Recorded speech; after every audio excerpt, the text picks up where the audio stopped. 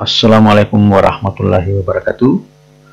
Jumpa lagi di hari pertama setelah hari Minggu, yaitu hari Senin.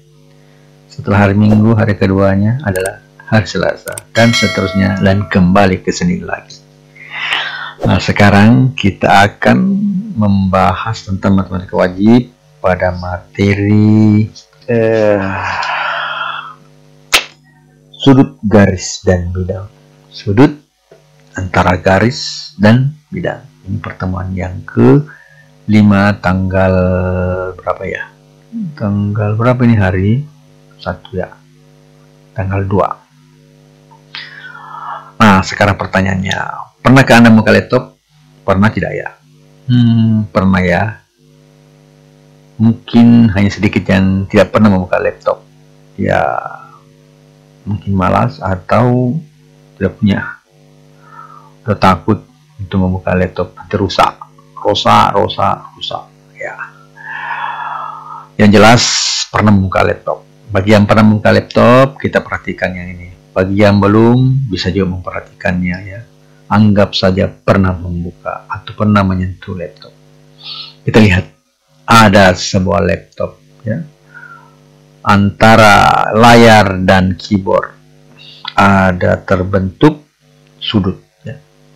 Ada terbentuk sudut, jadi dia berpotongan di situ di pas ujungnya ya, layar bawah dan depan daripada keyboard akan membentuk sudut ya, misalnya adalah sudut alfa.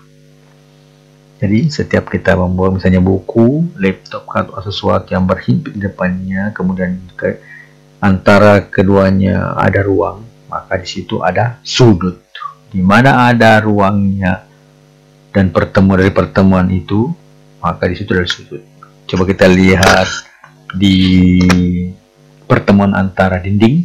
Nah, itu kan ada sudut. Ya, di mana ada pertemuan, di situ ada sudut ya, bukan perpisahan. Di mana ada pertemuan, di situ ada perpisahan. Ya, bukan. Ini ada sudut yang bisa dikatakan diamakan dengan alfa misalnya. Selanjutnya, kita lihat sudut antara dua garis. Antara dua garis. Sudut antara dua garis. Selanjutnya, A. Sudut antara dua garis yang berpotongan. Dua garis dikatakan berpotongan. Ya, jadi kalau dilihat berpotongan apabila kedua garis tersebut terletak pada satu bidang dan mempunyai satu titik persekutuan. Ya, berpotongan pada satu titik persekutuan. Kenapa bukan dua? Karena garis yang kita pelajari sekarang adalah garis lurus, bukan garis bengkok-bengkok ya, garis lurus. Nah, ini contohnya di sebidang H besar ada dua garis, yaitu dari G dan H bertemu di satu titik. Titiknya yang ini ya. Ini titiknya. Kemudian antaranya membentuk sudut alfa ya, seperti tadi yang di atas ya, laptop antara bawah layar dengan depan dari keyboard ada sudut alfa. Sekadar penamaan saja ya, alfa bisa beta, bisa gamma dan sebagainya, cuma lebih bagusnya disepakati alfa saja ya, supaya tidak bingung-bingung. Selanjutnya, sudut antara dua garis yang bersilangan. Apa itu garis bersilangan? Dua garis dikatakan bersilangan jika tidak sebidang, tidak sejajar, dan tidak berpotongan. Yang tidak sebidang, tidak sejajar juga, dan tidak berpotongan juga. Nah, itu ya istilah dari garis bersilangan. Nah, kita lihat G dan H bersilangan. Bagaimana caranya menentukan sudut antara keduanya? Jadi caranya ya, kita tarik garis dulu ya, yang berpotongan dengan garis G di titik ini, di titik ini. Titik ini kita katakan itu adalah H aksen. Jadi H aksen. sudut antara G dengan H aksen, anggaplah juga alfa, itu sama dengan sudut antara G dengan H yang merupakan garis persilangan. Jadi sama besarnya sudut antara garis yang sejajar dengan sebuah garis. Misalnya G, misalnya H aksen sejajar dengan H, maka besarnya sudut antara H aksen dengan G bersilangan dengan H dan H sejajar dengan H aksen adalah besar sudutnya adalah alfa. Jadi yang saling bersilangan besar sudutnya adalah alfa.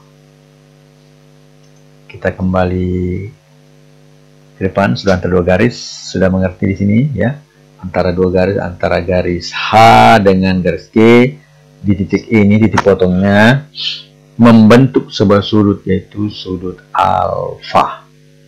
Ya. Juga sudah kita bahas tadi barusan, sudah antara dua garis yang bersilangan.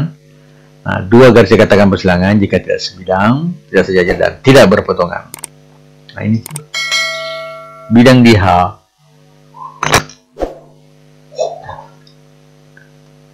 Garis H dengan garis B dikatakan bersilangan. Pertama, tidak sebidang, ya, tidak satu bidang. Di sini bidangnya untuk G, H lain, ya, H kecil.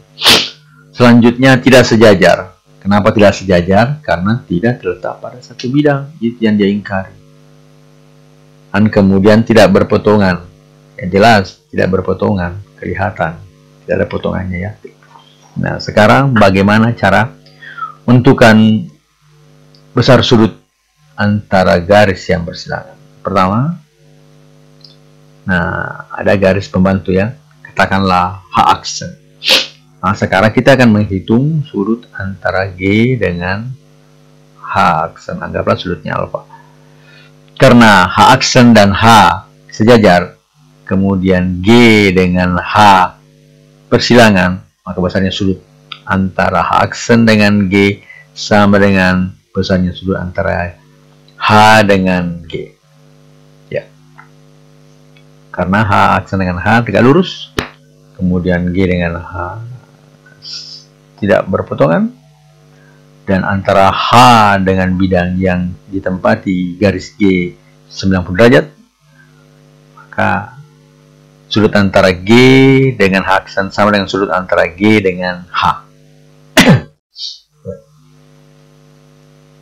Nah, ini kan sudut antara G dengan H adalah sama dengan sudut antara garis G dengan garis H aksen. Ya, selanjutnya kita ke lembaran sebuah pertanyaan yang menarik untuk dianalisis. Jadi coba baca baik-baik pertanyaannya. Jadi silakan nontonnya ya, nonton film dari awal sampai terakhir ini karena ada pesan terakhir yang berguna untuk selanjutnya. Nah, pertanyaannya, ada dua garis terletak di sebuah bidang. Dua garis tersebut berpotongan. Jika ditarik sebuah garis yang memotong kedua garis berpotongan tersebut pada titik A di garis pertama dan titik B di garis kedua. Sedangkan perpotongan garis 1 dan garis 2 di titik C. Jadi ada titik antara garis A dengan C itu adalah titik A, dan antara garis B dengan C di titik